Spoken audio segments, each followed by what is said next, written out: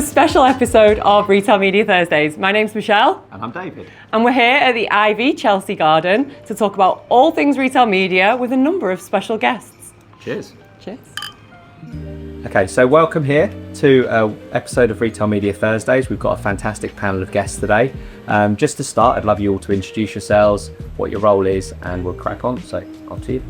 Go first? Right. Okay, I'm Dati Houlihan. I'm the sales director for Asahi, which basically means I sell beer. It's really simple. That's what I do. Steve Cottrell. I'm the commercial strategy and activation director for Valio Foods. We sell crisps and honey and sweets. Hi, I'm Hannah Scarden. I'm the marketing director for Essential Home division at Reckitt. Our biggest brand is Airwick. That is me. I'm Greg. I'm the digital commerce director at Mars. We sell snacks. I'm Andy. I'm VP of e-commerce at Reckitt. I work in e-commerce. There you go. So we've touched on a couple of topics already, and we've talked a little bit about AI. So I'm going to flip it to that. So, here we go. So agentic commerce, is it going to make retail media redundant within the next 4 to 5 years? I feel like everyone's looking at me. I feel like Andy, you have a strong opinions on this. Start with agentic. He was all this. I'll debate it. Here we go. I think no is your short answer. The slightly longer answer is you've got two tracks of adoption. One is consumers, one is companies. My experience as a consumer is I'm an early adopter. So would I put my shopping journey into the hands of an AI? Yeah, probably more than the average, certainly more than the average of my age group. But with everything, whether it's VCR, DVD, electric cars, doesn't matter. Pick an industry, pick a technology. There's early adopters, there's the big middle, and then there's the late adopters. And so I think Dati said earlier, still not put my details into TikTok. I have, by the way, probably. It's not there. But so you've got that one track, right? Which is where are the consumers at? And that's 20 years. Just forget the rate of change of the technology, the trust, and just the adoption curve. Like, we've been doing this thing for 1,000 years, like adopting technology. People take time. So on one side, again, no. But the longer answer is it depends on the individual. I think on the company side, my experience is when you think about new technology, you have governance and you have enablement. In AI, probably more than anything I've ever experienced, most companies are solving for governance rather than enablement because they're nervous. And when you talk about agentic AI, you're basically saying, hey, robot number one, go do your thing. And that is scary. Once you give something permission, if you don't know how to set the guardrails, then it can go off and do weird stuff. So I think it's going to take longer than 48 months or 5 years or whatever the question is. But I think you'll see early adopters on both sides. And I think it will take a little bit longer. I think the technology will way outpace the adoption of consumers and companies. Give you a company that's using it now, you probably don't even know. The train line, everyone knows the train line. 96% of their interactions is agentic AI to human standard. But they're an early adopter. And it's like, hey, I want to get to the train to Swindon. Where do I need to go? Do I need to buy 2 tickets, 3 tickets? How many connections? So for very functional things like that, where you can give a point and shoot answer, I think it will take over quickly. But I think for everything else, it's meant to go a long time. I think for commercial businesses, there's a bigger opportunity in agentic AI doing retail media because of the immediacy of the interventions you could make would allow you to optimize monetarily much faster and probably make a much bigger difference. The problem with it is that, as we were discussing earlier, the understanding of all that is fractional within the group set. And the presence of agentic AI in solving much more functional problems, of which FMCG businesses have got like unlimited amounts, both on our side and on the buying side, admin is the biggest burden, and most of it is nonsense and could be, if you like, automated and run by agents. If you can't get an agentic AI in your organization that's capable of, if you like, populating LLFs or running all your RGM for you or whatever, you're really going to entrust it with your media budget and allow it to optimize in real time towards whatever your objectives are. And back to the retail media discussion, I think most companies are not necessarily resolved on what their objectives are. So what instruction are you giving the AI? Work out my objectives for me. And I think It goes back to that Yeah. first point we were Yeah. talking about saying actually different people with different KPIs. I think will it, if you like, replace retail media? To some degree, probably yes, because it almost has to. I mean, I think if you've got, you always used to say, didn't you, you want a computer to manage a computer. If you've got, the facility to optimize 1,000 things in real time, you can't do it with a human being. So if you can do it with a computer, you're going to do it with a computer. But I think that the journey towards that is much further than people feel like it is. And I think probably within the group of people that you interface with, you're talking to people at the spiky end of that. And living now in an organization that is like very, very different from, the ones everyone else here is and where I used to be. I think the journey that people are going on is underestimated in terms of where the middle is and where, if you like, the late majority are versus where the early adopters are. And everybody wants to talk to the early adopters because they've got more interesting things to say on the topic. I think there's also two ways to think about AI in this space. Like there's agentic as a new channel, like ChatGPT and Claude and Gemini and everything else that's kind of emerging. But then there's also the impact that Gen AI as a tech is going to have on existing channels. So, he failed. Good job, Roy Keane isn't in the room. It's the agentic AI. Spit it to a tray liner onto me. There's also the impacts of AI on the channels that already exist. So like AI overviews and Rufus and Sparky in the US and everything else that's kind of evolving retail media as it is today. Like will we start seeing ads served within the Rufus chat? So I think there's different ways that as marketers we need to be then thinking about how we show up and how we measure that and all of the other stuff that comes with it. I kind of love it though at the same time because all the answers lead back to just do the basics better. Do you know what I mean? Like I have to a lot of these things with like Rufus or any of the products we see, it's like, yeah, you need to manage your business at a much greater level, which comes right back to the essence of like, I guess like consumer marketing and sales. And then I do think it's really interesting working maybe from Kenshu into Skai, where you would have started my career kind of working with you guys to where you will become, where does the media dollars almost become inevitable and it's almost something that just happens versus as a service model teaching us how to embed these into the tool. And you can already feel that change where it's gone from like there to there.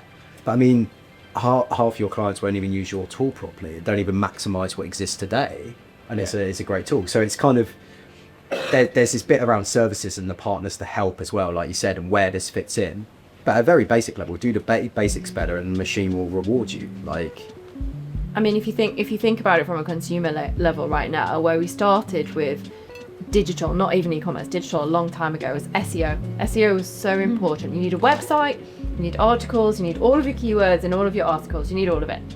And if you think about what AI is doing right now, it's heavily reliant on Wiki. Yeah, like heavily reliant on Wiki right now. Yeah. And if you think about agentic AI from a consumer perspective, also the companies like MasterCard, Visa, they're working on creating these within your bank account. So you're a busy person. You don't want to go and have to look for certain things and you want to spend a certain amount of money on it. Every month I need to buy, I'm making it up, toilet roll. Go and find where I buy it from, put it into my bank account, you've got this many tokens, do it for me. If that happens in your bank account, you'll automatically start doing it in other places. And I do not think retail media is going away. I think retail media will find a way to influence it. So there is going to be a way to pay your way into what these agentic agents recommend in your feed. And I'm pretty sure that the grocers and the big companies like Amazon will find a way to monetize it. So at the moment, we basically have to go back as a company selling products to Wikipedia, SEO. Like, who thought we'd be going back to updating Wikipedia pages that we never even did when we were doing SEO? Whereas we have to do that now for ChatGPT and Copilot. That's the first step, the basics. It's SEO basically, AI SEO. Have you guys actually exactly what looked I'm at doing. your, I would say I know we've done it, have you guys looked at your brand and probably brands within your brand within the LLMs and actually seen how they show up? And what does they say? There's new agencies set up to fix this for you. I mean, everybody is monetizing this opportunity. the answer's obvious. I think it's maybe that. Ask you the answers. The use cases I've seen, the answers are always really simple. Just do the job, do your job better. Like, it's as simple as that. And I think I'm slightly biased about Amazon experience because Amazon is so simple. So when you work in Amazon, you think it's complex. It's not. It's just world class at those basic things, knowing what to do. So I think like I like the idea of retail media kind of like helping, but a lot of the examples are as simple as we didn't know Wikipedia drove that for 6 months. Someone could have checked, no one did. Do you see what I mean? Or we outsourced it to someone and we didn't ask the basic first order principle questions to actually, how does this actually work? Yeah. Like, can I just, the dumb question, you know, the great leaders ask those ask really ChatGPT. dumb questions. You work. Yeah, so the classic Amazon title thing is always around like the amount of characters and the amount of times in rooms in any business I've worked in. It's like, have you bothered Googling it or going onto Amazon's resources and checking? Oh, yeah, we did check. How old is it? 2 years ago. Have they updated it? Yeah, they've updated it 3 times since. Wow. Resourcefulness is probably one of the most greatest assets that I learned at Amazon for the world's biggest company. And I think it is that simple sometimes. Yeah, curiosity and resourcefulness, even if you've got massive budgets, is like a superpower. I think that's also one of the biggest challenges, you know, sort of within a business, any agentic model is going to face, is that within Trainline, if you own it, it's operating in a, you know, sort of in a fence that you've got it in, you know, all the rules, you've got all the control.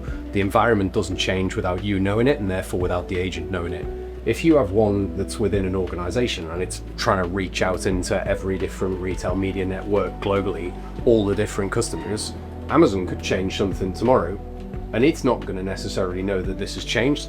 And so, I think you it know, will. well, maybe it will. I don't think it does right now, right? Or they'd all be extant. But I do think that's a challenge for it as a moth, because, you know, sort of you can see how it will become very, very good at what it was already doing.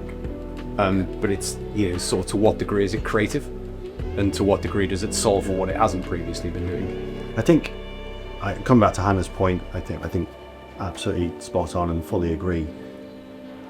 These companies, tech companies, they don't want to touch inventory, they don't want to touch warehouses, it's data and information. And these guys, they're gonna look at what's happening and just position themselves to monetize the new opportunity. So, you know, even a couple of years ago when we worked together, we talked about content that's optimized for humans and content that's optimized for algorithms. This is pre-AI, so search algorithms, whatever. What are these machines looking for that's going to make us win when all other things are equal? And actually, come back to the original question around agentic AI and retail media, it's still the same question. So you're going to have retail media that serves the human emotion response, and that's really important.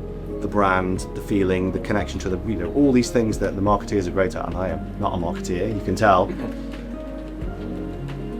And we're going to have to start to solve for what are the AIs looking for. And we're starting to learn Wikipedia this, we're working with a couple of agencies as well at telling us various LLMs are looking at various sources. Just new information, being inquisitive, learning to be curious. So I think where it's going to land is your retail media intelligence is going to have to carry on doing what it's doing, which is solve for humans and solve for robots. The robots have got a bit cleverer, a bit smarter, but it doesn't really change what we're trying to do, which is what are we trying to sell? What are the benefits of our products? Why do you like our brands? What are your needs? We can meet them, whether we meet them in the aisle or on the handset or in a grok. It doesn't really matter. So I feel like it's a really provocative question. It doesn't really change what we're trying to do as individuals and leaders and companies. It's just whether or not we're brave enough to solve for the slightly different way that we've got to go about it. And it comes back to generalists and specialists. Are you going to be brave enough to go and hire some kid out of Ivy League, Harvard, who can just eat this thing up and down, plug him or her into your company, and away you go? So I think the answer is yes, with different degrees of adoption, but it just comes back to leadership and bravery. I think we made a point earlier though around the speed of the speed of technology is going to be so much faster than the speed of consumer adoption. Yeah. We did a consumer survey this week, and I've never seen more of a divide than on AI, on like where you discover products, and it's like the young ones are all discovering it on ChatGPT, the old ones have never even heard of it. And there's no other divide like that on any other channel that we saw. So But I did ask my dad a question the other week, and he said, I think you could probably get a better answer from ChatGPT. Oh, you. on this one, so you can just ask them instead. It's probably been a bit of reverse mentoring all the time, right? So I quite enjoyed that result. It's getting good, that. My parents wouldn't say that. There is this bit of it that it comes slowly and then it comes all at once, and you can see that with the sort of the adoption of all of those tools, right? ChatGPT was infinitely faster to reach whatever it was 100 million users than platforms that had come before it, and so logically things that come later are probably going to come even faster than this. And even though maybe we can't all anticipate them now, I think the answer sat here right now is you can't necessarily see how agentic AIs, if you like, go that quickly, but it could just come imminently and all at once, and if it can do the job and people trust it, it'll spread very, very quickly. And on the consumer side, I think you really could get one that was operating somewhere. If you could put something into your thing that'd do all your shopping for you tomorrow and it worked, and your best friend told you it worked, or Andy told you it worked because he was an early adopter and he'd fired in there, why would you want to do it yourself? But as companies, as huge companies, we have to start now, right? Because we can't be ready tomorrow. We can't even be ready next year. And so if we think it's going to come in 4 years, we have to start now because it's going to take us 8 years. We do have to start now, and the ROI of the roles, the people, the systems and the technology in order to get ready for 8 years is not something that everybody is willing to accept. Yeah. Who owns it in your organizations, going back to kind of racy or rapid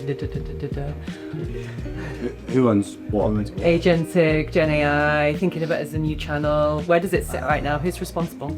So like, again, who decides who does? This is one of the challenges. If you have like a digital technologies team who own maybe the governance, who make the rules around the governance of there, but they're still not always empowered decision makers, or they're being asked to and they're not used to it, because if you make contact as maybe the digital commerce director versus sales director in a room, sales director wins, or marketing director versus digital technology, the marketing director wins, because you're playing against these old archetypes of like, no, the decisions are yours, but these people. So typically, I think that's part of the problem. We haven't worked out who the decision maker is, or we all try and share it, but we haven't reached that common ground first to decide, egos aside, what to do. So long story short, like no one, a bit of everyone, 5% of everyone, which is quite a dangerous place to be at. But you're getting that. I'm seeing more job titles of sort of these digital transformation directors or head of AI or whatever. So you are starting I think some organisations are employing people physically with the title. It doesn't mean they own everything, but everyone's got a new title for everything, I think. I do think ultimately, like if we do the doers versus deciders, I think that if it is new tech and new platforms and investment, it will certainly, from my opinion, it will sit with the CIO or like the technology like lead, but it requires a champion from whatever function, whether it be sales, e-commerce, marketing, supply, whatever. It requires a trusted resource to influence that person to make it happen, because there's a lot of security issues. We work with a lot of data, a lot of important elements. Like I can't as a marketing director just decide, right, I'm going to go and decide to go and do AI tomorrow for all of my creative for marketing, because there's a lot of risk behind it and I have to be responsible. And so I can champion it, but I don't think that decision to actually do it is mine. It's so true, and I would encourage you all, if you haven't, to go to these like one-day events with Amazon AWS or anybody who's doing these AI events. You start to realize that the most forward-thinking companies, they have agents in their org structure. So it's human managing 4 humans and 10 agents, for example, right at the leading edge. But these companies have got a really good grasp on what is the reasoning that I'm going to impart upon this agent, and what are the restrictions that I'm going to impart upon this agent, so that it cannot create absolute chaos. I think that in most companies, whether it's CTO, whatever it is, Chief Information Officer, generally is seen as the decision maker. I would build on that and add to that and say that in many cases, it's actually the board. The board is the decider of how brave or nervous, how forward-thinking or safe governance, again, the governance spectrum, is going to be. And if you've got a board and a CEO that's forward-thinking, they will employ a CTO or CIO to say, we want to go there. And side by side, and Halion is a good example of a company who've employed a chief digital officer who's very pro AI, and they spend their entire lives defining governance so that bad things don't happen. But the intent is there. The company is saying, as a whole, we're going to go there, and we're going to go faster than most people. RB had a hack for it when e-commerce was emerging, and their hack was this one like really simple, powerful statement, which is the real head of e-commerce is the general manager of the market. And it was this like small but very powerful phrase, which was just code for, well, it's the CEO, isn't it? We're not responsible for it. And like taking the ownership of like that brave leadership, so you get decisions, because it goes back to having like, we delegate decisions based on knowledge or if I don't have an interest, versus like the teams that tend to be really aggressive have a leader. There's a book by Stephen Covey called Winning Now, Winning Later. He was like the CEO of Honeywell when they brought in. An amazing book that explains how you like structure that as a CEO, but you basically need the person, whoever is in charge of the country, and there's legal as well. Like if you're a general manager, you're legally in charge of the country. That is your job. Your job's AI. And then it becomes a company initiative. It becomes a coherent strategy versus I know I have to do it, but I don't really know what this is. Give it to department X and the side of the business, which is dangerous or inefficient. But I think that leadership point's so critical in that sense, because that was moving that quickly because it had been decided at the top that was the direction of travel, and then the delegation had happened, right? So, you know, the direction is go this way, become good at this, and then people are empowered to go become good at it. Whereas I think on the point about pace of adoption, I think, like, ironically, although it's not something I'd advocate, I actually think that the way that it will find its way through the bulk of organizations is going to be via consultants. Because I don't think the boards and senior people in this position are going to empower the team underneath them. I don't think they're going to know themselves. And I think the only way they're going to trust it is if it comes from McKinsey or it comes from Bain, even though they might not themselves be the most expert in it. And they're just, if you like, surfing up the things that, you know, sort of the more, you know, inspirational companies or, you know, bold companies have done ahead of them. I really hope that that's a pessimistic view of it. I think that probably is quite. So I'm quite. It's just realistic. It's realistic, regardless of realism, pragmatism. Greg's grass defending. I'll stay in my optimism, but like, leaders are going to evolve and they're going to set the direction. I think it is. It's all of this change. Like, change is a massive opportunity to win, right? And I think all the companies that are brave, going to go so much quicker, or at least have the opportunities to go so much quicker than everyone else, because so many people will be so late here. I've watched so many people. Yes. I mean, I think it's really interesting hearing you all speak, and I think there is a bit of an echo chamber of where you all are in terms of the organizations you work for, the areas you work in, the experiences you have, versus the large swathe of organizations where the chief digital officer or a digital transformation director is working on getting a version of CRM changed, or thinking about the amount of cyber security risks there are to the organization, as opposed to thinking about this. So there is certainly, while FMCG might not be in that space of early adopters and actually, more expensive, margin allowing fulfillment models where you can't walk out of your house and buy something in 10 minutes, they might be here. That middle and that end is much larger than I think we are thinking about right now. Yeah. I think we're probably now at the point where we've talked ourselves to death. Yeah, we're to eat. And we can eat. But I want to thank you all. It's been a really interesting discussion, and it's been great to have you here. And it's a different approach for us in this Retail Media Thursday time. So it's been really fascinating, I think, and going to do more of these ones. But thank you all so much for your help and for being here today. Thank you. We do have a few crackers. But we do have a tradition before the crackers on Retail Media Thursdays that we have Quickfire Questions. Oh yeah. Oh gosh. And I haven't prepared any, so I'm just going to wing it. That's quick. Do it. So, Is your jumper classic? okay, I'm going to do a different one for each of you. D-second, I need help to start thinking. Okay, yeah. And we can re-record, right? If you... So we are going to wing this. So Christmas Room 101. Sprouts or roast potatoes off of your Christmas dinner? I mean, that's easy. Which one's to take off? Yeah. Oh god, that isn't easy for me at all. That's my question. That's my question. You're going to take one off? I'm going to take roast potatoes off. What? Controversial. Really? No. Cooked properly, you know, crosses in roasted, oil roasted. Chestnuts. Oh no, they're not even US styles. Brussels sprouts taste nice is the other stuff.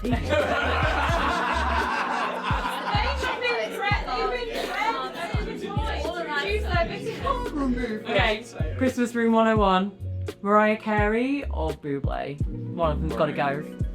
Just going. I could have done that one so much quicker than that. You think it with roast potatoes? I'm so full. We're talking about this tomorrow. Okay. Good way. Christmas Room 101, you got to start thinking. I'm running out. Christmas presents or Christmas drinks? That's really hard. That's actually a great question. For adults, get rid of the presents. For kids, get it. The darts, you just mash it together. The present is a drill. Conversation. You sounds up the band as well. Well, I think of anything else. Alright. Ask me the Sprouse question. We don't really wear none away, I'm assuming. Oh my god. All right, what about, okay, you've got to throw one in Room 101. Are you keeping the Christmas tree or the Christmas lights? As in, you know, decorating outside or whatever, just Oh, the tree stays. really? The tree stays. The lights go. It's so annoying, the lights, aren't they? They are. Things cut off. And also, if we get the Christmas tree, I get divorced, and I don't want that to happen. So the Christmas tree stays. It's like, But with no lights on it. no, he said outside lights. All right, Greg, are you going for a run on Christmas Day? That's the key one. Yeah, the good news is Clapham come another park run. So we're going to go up there, Zoe, River. So yeah, randomly it's on Christmas Day. So they're going to be standing in the rain and watch you run around going, I'm so great. Yeah, that's Who's cooking? No, I mean, I am cooking, yeah, but easy chef, we chef. So we did it. After my sprouts, I've got to do a bit of somebody else. I've chucked out the roast potatoes, so there's no pressure. Imagine a roast. I'm not actually. You wouldn't have like one of these new robots in your house cooking. No, Christmas Day we're cooking, but the Christmas lights you can sack off. And like every year I start feeling nervous because the neighbours start putting up really nice ones. It's so impractical. I mean, literally, I'm gonna get rid of them. Thank you all so much. It's been so much fun to chat to you. I'm sure it's going to feel like a fly on the wall for most people listening to this. I'm sure they're going to really enjoy the conversation. So appreciate all of your time. And Cheers. let's pull our brackets because I've been wanting to do it for about an hour. Wait, I'm a